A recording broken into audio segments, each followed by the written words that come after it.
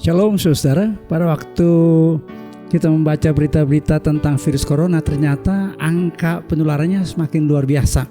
Karena pada saat ini lebih dari 34 juta warga dunia positif COVID-19 dan kasus di Indonesia sudah melewati 300 ribu.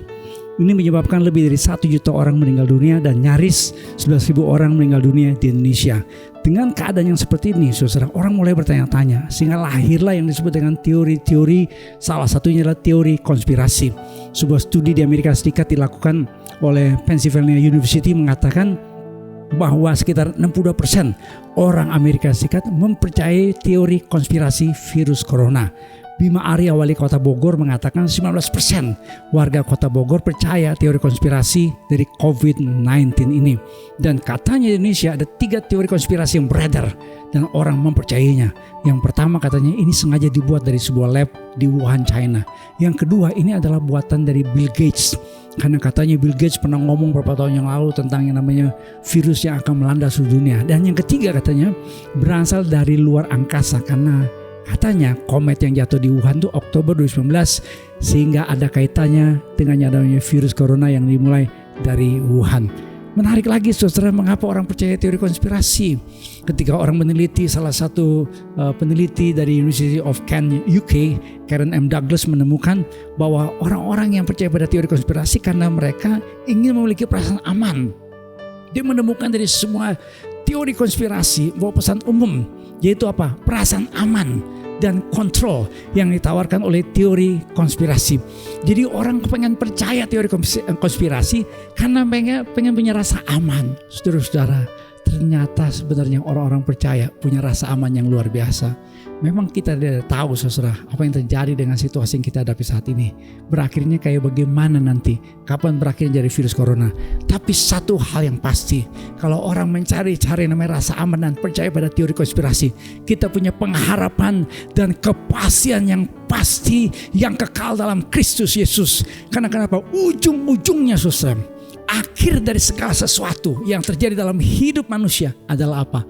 Orang-orang percaya akan mengalami pengangkatan yang dikenal dengan ungkapan rapture. Di dalam 1 Tesalonika pasal 4 ayat 16 sampai dengan ayat 17 jelas dikatakan Tuhan sendiri akan turun dari sorga dan mereka yang mati dalam Kristus akan lebih dahulu bangkit.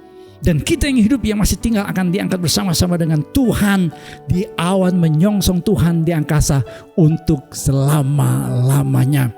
Saudara-saudara, jadi ketika kita mengalami berbagai macam goncangan hidup, berbagai macam masalah yang kita hadapi saat ini, saudara, kita harus mempercayai firman Tuhan. Jangan percaya teori konspirasi.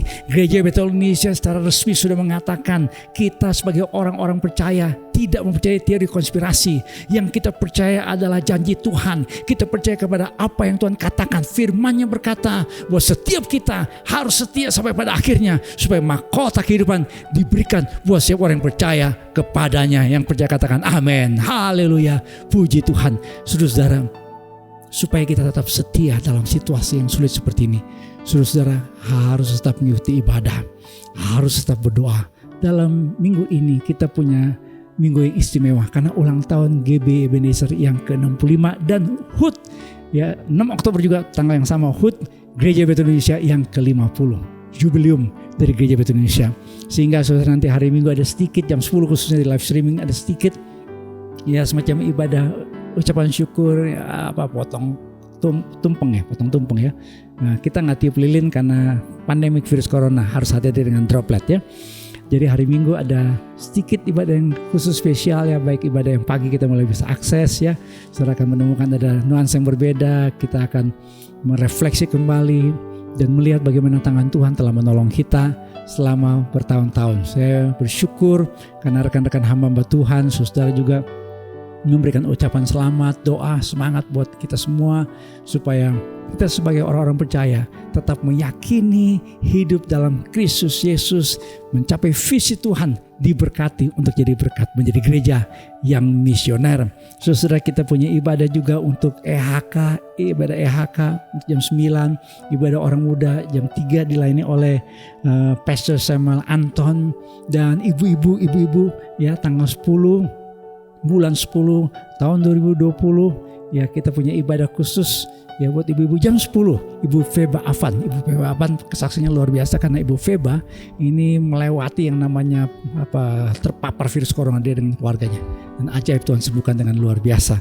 Saudara, mohon maaf pada waktu hari Minggu lalu live streaming kita tidak bisa pakai channel GB Ebenezer Official, pakai channel pribadi saya. Tapi kita berharap saudara kita bisa kembali pakai channel GB Ebenezer Official. Saya percaya saudara dalam situasi seperti ini Tuhan tetap menyertai dan memberkati saudara. Jangan lupa tetap melakukan protokol kesehatan pemerintah 4M. Yang pertama kita harus selalu pakai masker. Yang kedua kita harus selalu menjaga jarak. Yang ketiga kita harus selalu mencuci tangan 20 detik. Dan yang keempat kita meningkatkan imun dan iman. Mudah-mudahan saudara dalam bulan ini kita berharap ada seminar khusus. Ya, saya dengan Pak Dr. Dinus Pin akan sharing kepada saudara bagaimana kita meningkatkan imun dan iman. Tuhan memberkati. Shalom.